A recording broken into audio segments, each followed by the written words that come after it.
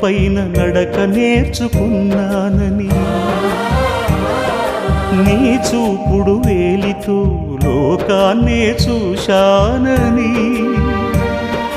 నాన్నను పూజిస్తే ఆది దేవుని కది అందునని,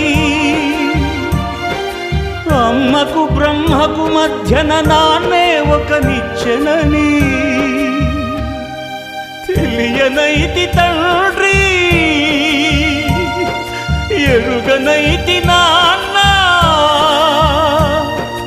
నాన్నంటే నడిచే దేవాలయమని మరచితిని, ఆత్మజ్యోతి చేతుల ఆపివేసుకుంటిని. మరచిపోయి కూడా నన్ను మన్నించొద్దమ్మా, కలనైనా నన్ను కరుణి